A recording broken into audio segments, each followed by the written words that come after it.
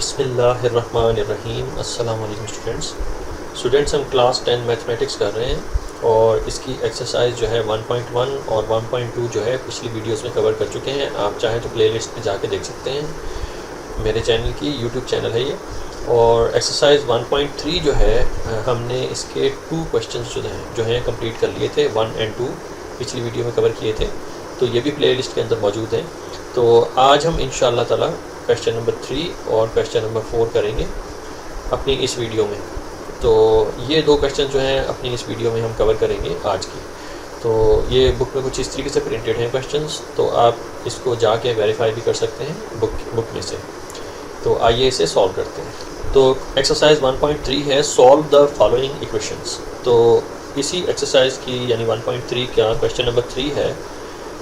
एक इक्वेशन है 5x raise to the power 1 divided by 2 equals to 7x raise to the power 1 divided by 4 and -2।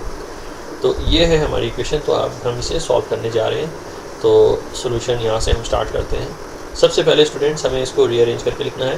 तो जैसा कि most of the students जो है जानते होंगे कि 1/2 इज़ ग्रेटर दैन 1/4। तो 1/2 जो है वो बड़ा होता है 1/4 से।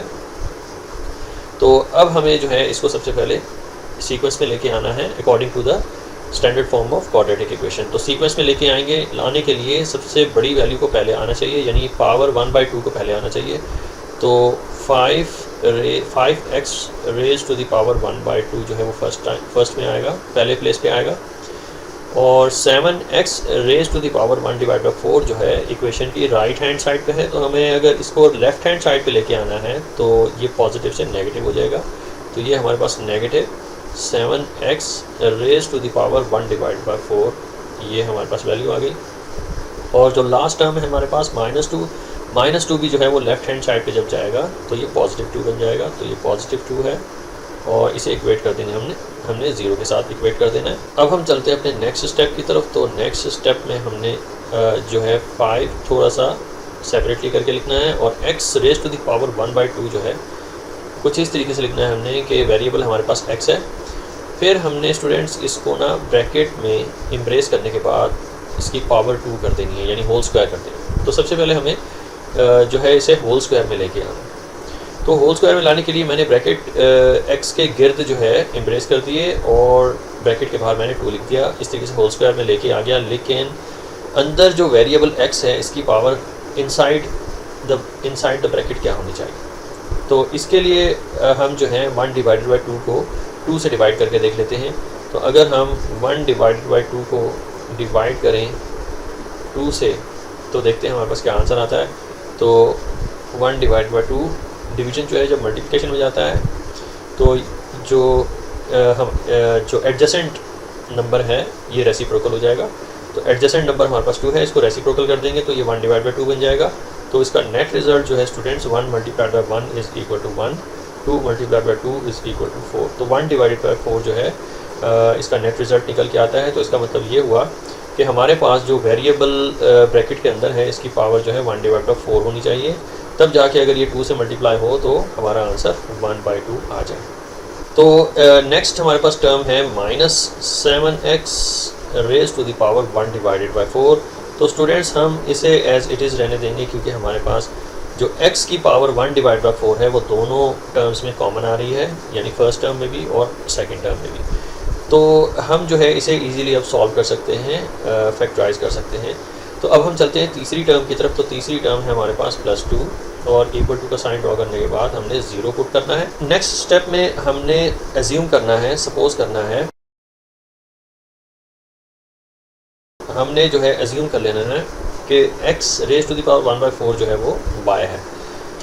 ये हमें जो है सिंप्लिसिटी की तरफ लेके जाती है, ये जो हम सपोज कर रहे हैं। तो बाद में इसको हम रीसब्स्टिट्यूट करके इसकी ओरिजिनल वैल्यू जो है हम फाइंड कर सकते हैं। अब हम चलते हैं अपने नेक्स्ट स्टेप की तरफ और सब्सटीट्यूशन होगी अब।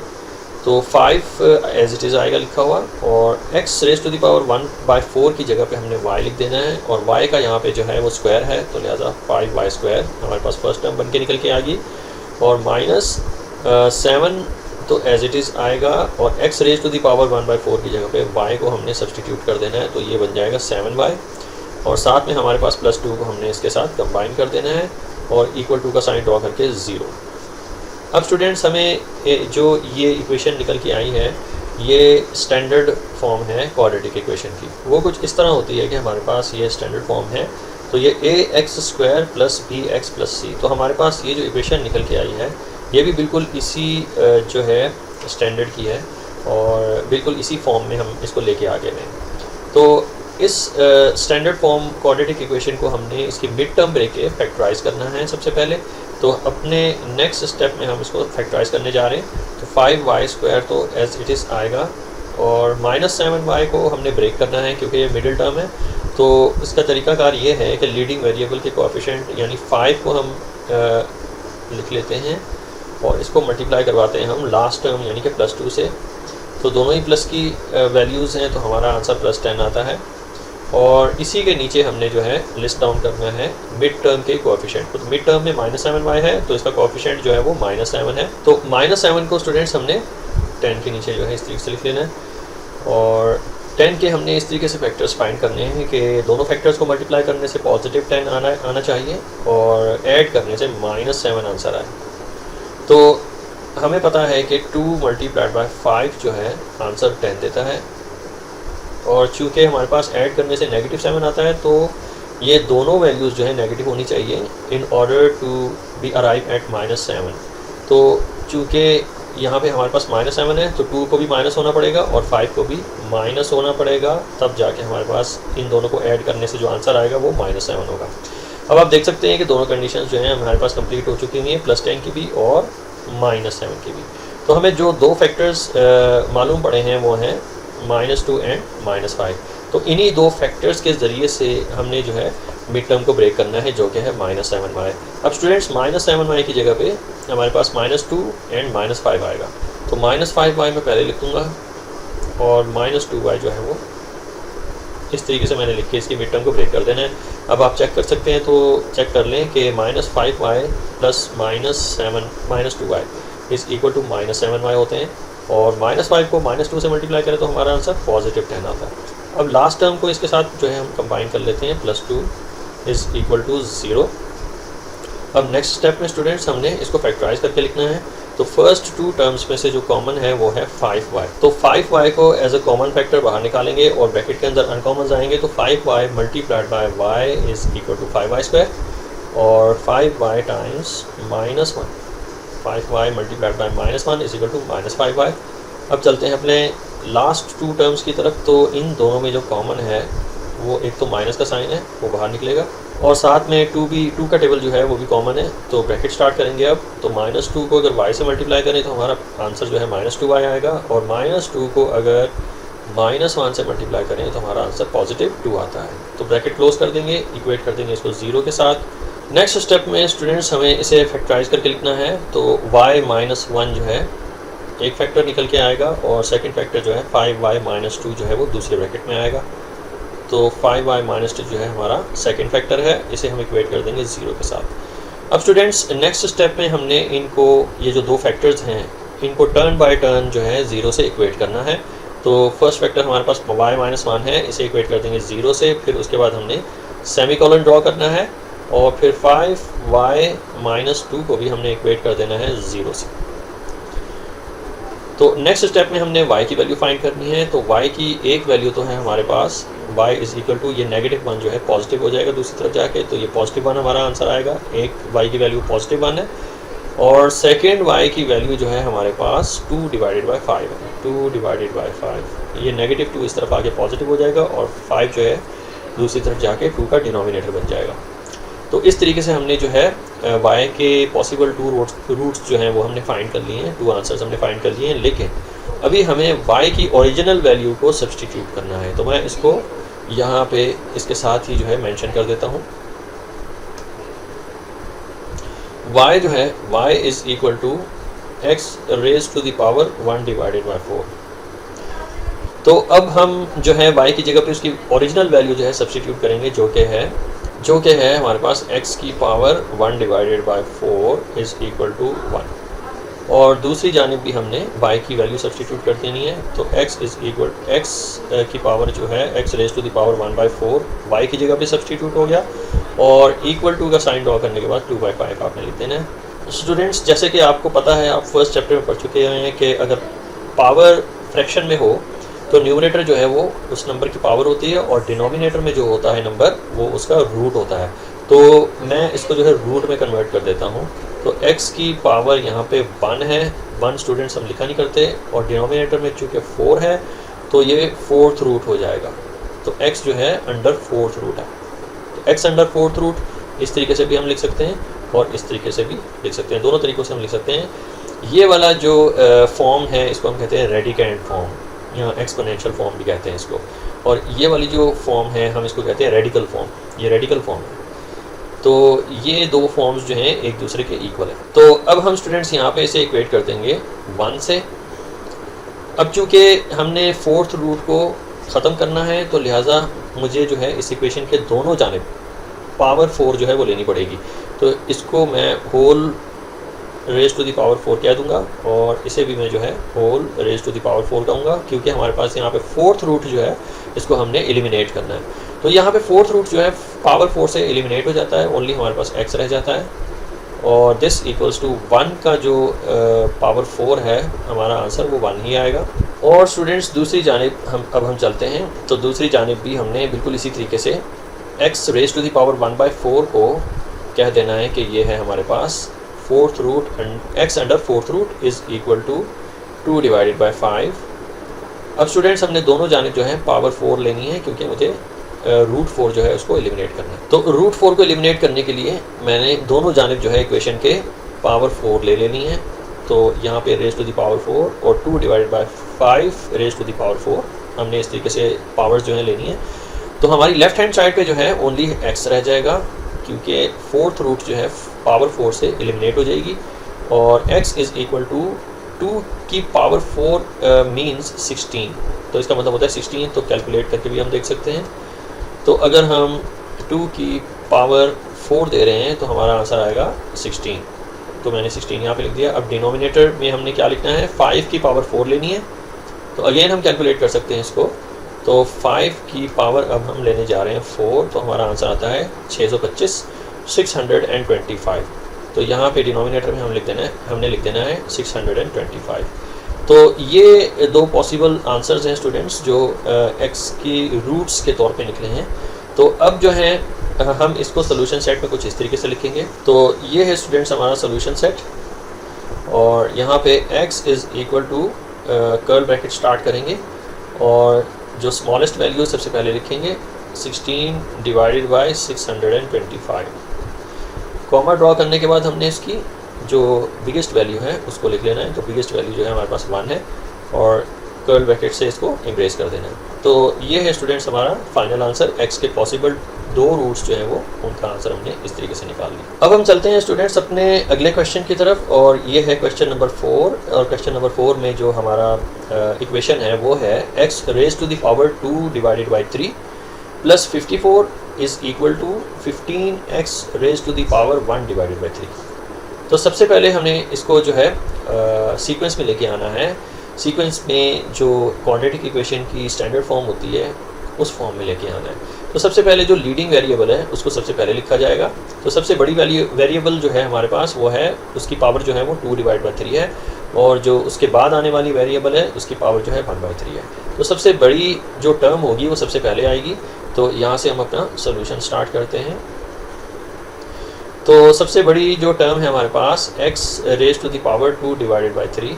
तो हमने इसको इस तरीके से लिख लेना है, क्योंकि अब हमने जो है 15x raise to the power 1/3 जो राइट हैंड साइड पे है इक्वेशन के, उसको लेफ्ट हैंड साइड में लेके आना है। चूँकि यहाँ पे ये पॉजिटिव है तो यहाँ पे आके दूसरी जानिब आके ये नेगेटिव हो जाएगा। तो ये -15x raise to the power 1/3 बन जाएगा, और प्लस 54 को हमने कंबाइन कर लेना है इस तरीके से इसके साथ, और इसको हम पूरी इक्वेशन को इक्वेट करेंगे 0 से। तो ये है स्टूडेंट्स सीक्वेंस, हमने इसको सीक्वेंस में कर दिया है। अब अगला स्टेप हम शुरू करने जा रहे हैं। तो अगले स्टेप में हमने जो फर्स्ट वेरिएबल है इसको होल स्क्वायर में सबसे पहले कन्वर्ट करना है। तो हम जो है तो होल स्क्वायर में लाने के लिए मैंने वेरिएबल सबसे पहले लिख लेना है और ब्रैकेट डाल के इसको होल स्क्वायर कर देना है। तो ये ब्रैकेट मैंने जो है पुट कर दिए हैं और इसको इस तरीके से मैंने होल स्क्वायर में कन्वर्ट कर देना है। अब स्टूडेंट्स मसला ये है कि हमारे पास x जो अंदर ब्रैकेट के अंदर है इसकी क्या पावर होनी चाहिए जिसको 2 से मल्टीप्लाई करें और आंसर 2/3 आ जाए। तो उसका बहुत आसान सा हल है, आपने 2/3 को डिवाइड कर देना है 2 से। तो ये जस्ट एक मैथमेटिकल सी छोटा सा रेफरेंस है, तो इसको मैं सॉल्व करके आपको दिखाता हूँ। तो 2/3 को हमने डिवाइड कर देना है 2 से, तो हमें पता चल जाएगा अंदर x की वैल्यू क्या आनी चाहिए। तो इसको अगर हम सॉल्व करते हैं तो ये 2/3 डिवीज़न जब मल्टीप्लिकेशन में जाता है तो एडजेसेंट जो नंबर होता है वो रेसिप्रोकल हो जाता है, तो इसको लिखेंगे 1/2। तो अब स्टूडेंट्स यहाँ पे हमारे पास 2 जो है 2 से क्रॉस सिंप्लीफाई हो जाता है, तो नेट रिज़ल्ट जो हमारा आता है वो है 1/3।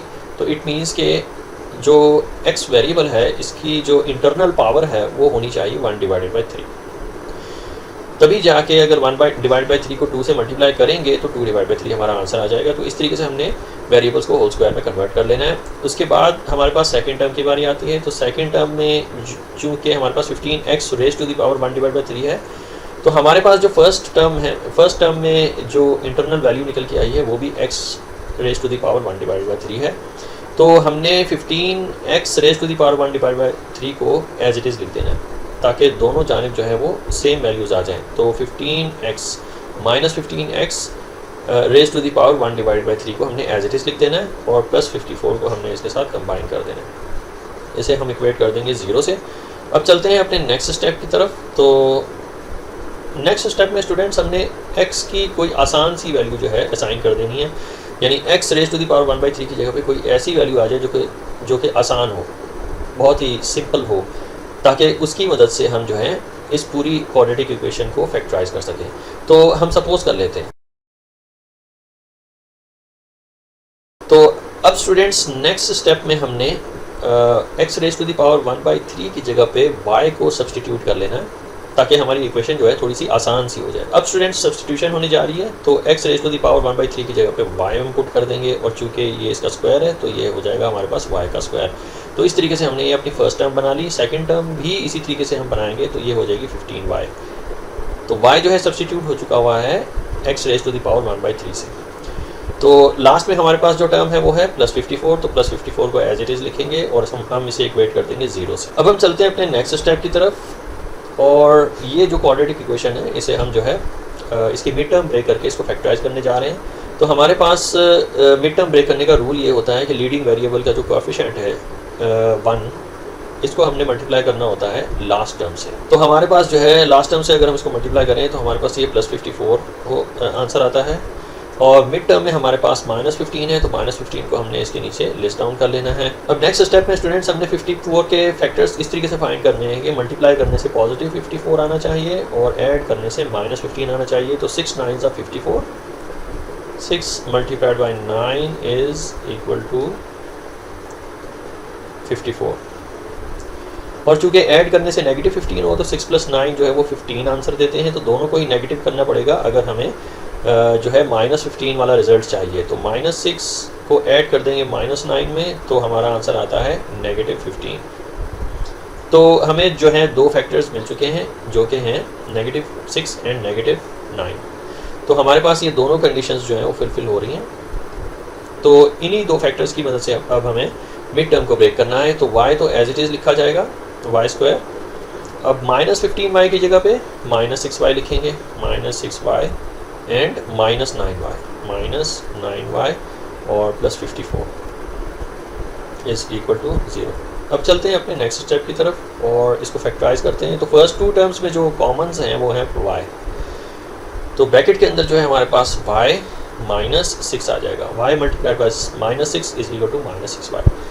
तो हमने इस ब्रैकेट को क्लोज कर देना है और लास्ट 2 टर्म्स में जो कॉमन है वो -9 है, तो -9 को हमने कॉमन बाहर निकाल लिया। तो 9 का टेबल कॉमन है क्योंकि 54 भी जो है वो 9 का मल्टीपल है। तो -9 को अगर y से मल्टीप्लाई करें तो हमारा आंसर -9y आएगा, और अगर -6 से मल्टीप्लाई करें -9 को तो हमारा आंसर पॉजिटिव 54 आता है। तो अब आप देख सकते हैं ब्रैकेट्स के अंदर की जो वैल्यूज़ हैं वो बिल्कुल सेम आ गई हुई हैं। दोनों टर्म्स जो हैं दूसरी ब्रैकेट की दोनों टर्म से इक्वेट करती हैं।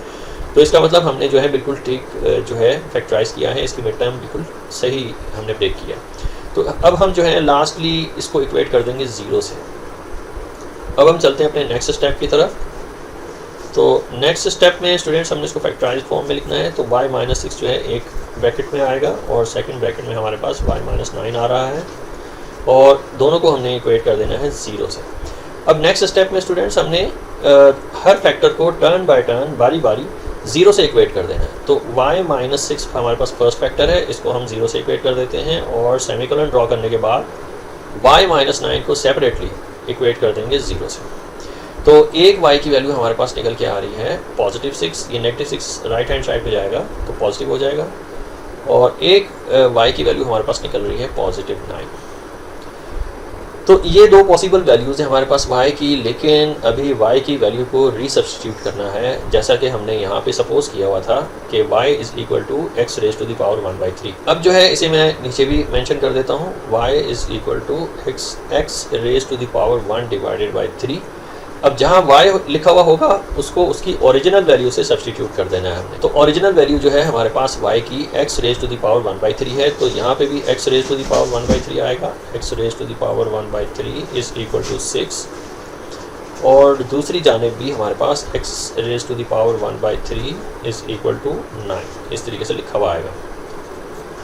अब नेक्स्ट स्टेप में स्टूडेंट्स हमने ये जो हमने रेडिकेंड फॉर्म में या एक्सपोनेंशियल फॉर्म में हमारे पास ये x⁻⁴ है, इसको हमने रेडिकल फॉर्म में लेके जाना है। तो रेडिकल फॉर्म में लाने के लिए x की पावर यहाँ पे 1 है तो ओनली x लिखा जाएगा और डिनोमिनेटर में चूँकि 3 है तो इसका मतलब